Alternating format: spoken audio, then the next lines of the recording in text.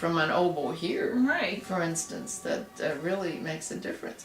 So you have to get used to the sound. We're just used to the Western sound, but I know, the Asian sound is very different. But it's valid too. It's of course it's valid. It's any of the gamelan. I mean, all international music is valid. It's just that some people are not used to it.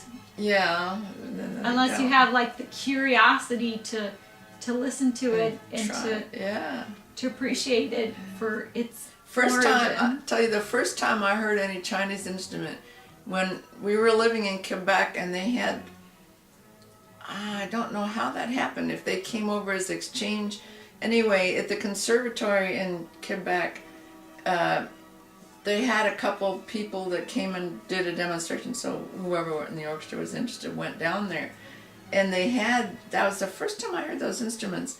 I don't know why they came, but the Canadian government probably brought them over. The Canadian government's so great about doing all those things. And that was a long time ago. And it was just intriguing from the beginning. I mean, they were the cream of the crop that were brought over to play. They probably were doing concerts around, I don't know, but they gave us a little free demo there at the conservatory in Quebec. Why were you there? Because I wanted to hear them. I mean, I was there because somebody told me about it, and I went there to listen, that's all. It wasn't because you were in the orchestra. Well, they didn't come to the orchestra. You just found out about it. I found out about it, yeah, and went there, and that was fascinating. So well, I guess I've always in my enjoyed that undergraduate sound. in Minnesota there, we had to do a world music thing. There's an ethnomusicologist there.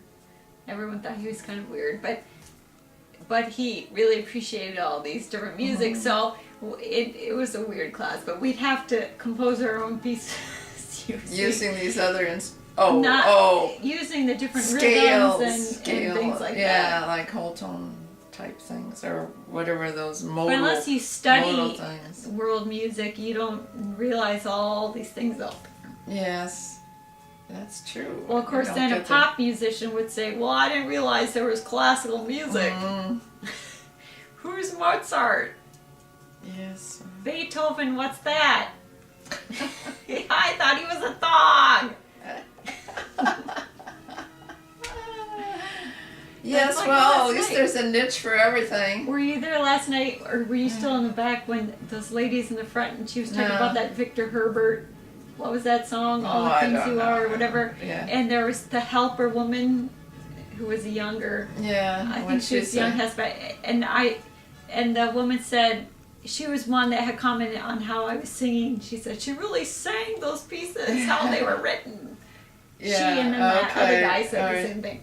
Anyway, so I thanked her, and then I said that, well, they don't write music like that anymore. Those are great songs, you know, they're better than the stuff today. And the little helper woman says, well, I'm not so sure about that. Well, everybody likes their own. Well, fine, so she can like her hip hop and whatever, that's fine. Age. That's all. But the truth is, though, they don't write music. Yeah. They don't. In practice, there's a situation like all these bands, they practice, but they don't practice, right? They practice putting their rhythms together and their songs, loud, but they don't really. Well, they're not interested in play it. The loudest. Yeah. Let's rock this baby. Yeah, they don't. It's a whole different concept, so you can't.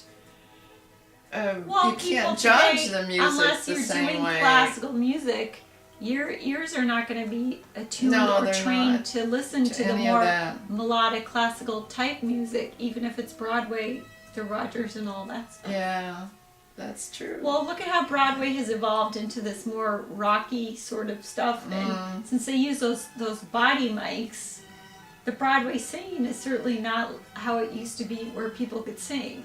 Yes. I mean, okay, look at Barbara Cook. Okay, she started on Broadway, right? So she can sing, and she even did that Candide stuff. Yes, right.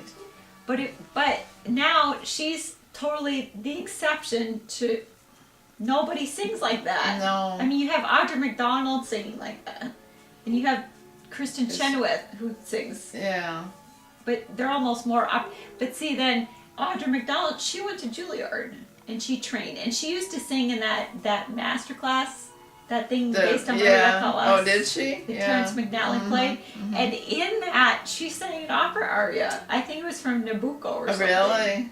So she is trained to be able to do that. Yeah. But if you go to a lot of the Broadway shows, even if there are these new redone productions, a lot of them cannot really sing. They're more dancey type people who are forced to sing. Yeah, okay. I mean, they don't have like the big singing. There's no.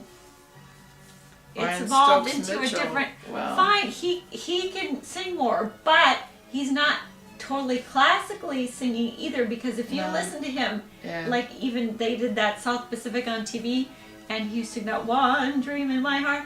Okay, how he finishes some of his phrasing and stuff, classical musicians would go nuts because it's not how you.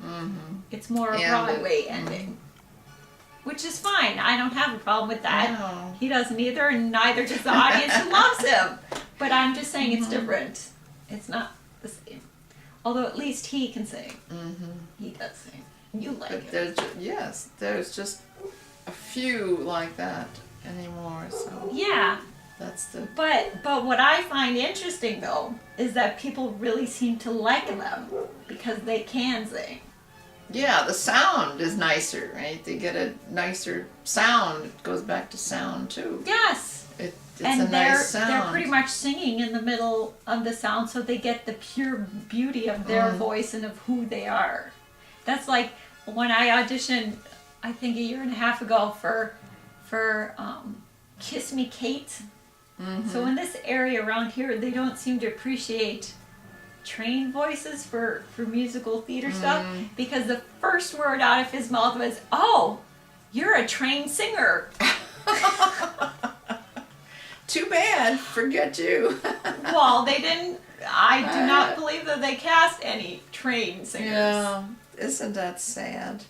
And I still sing that piece. I sang it last night. Yes, I know. Yeah, that's too Whatever. bad.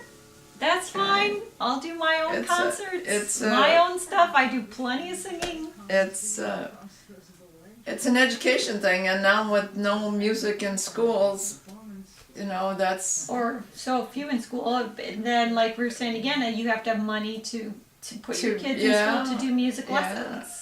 Like if you go to Strathmore, that Annapolis thing, those Peabody, music I mean that schools. stuff costs a bit of money. I know, And then if you're doing an instrument, then you have to buy the instrument for your kid. right? And since you're paying all that money, maybe the parents want to spend some time making sure their kids practice so they don't get booted out of the program. Do they get booted out? I don't know. I don't know. I doubt it. As long as you're paying I those guess bucks as long for as the you're paying. classes, Fine. right? That will continue that I don't way. know. So that's a whole separate issue. Uh, The money issue.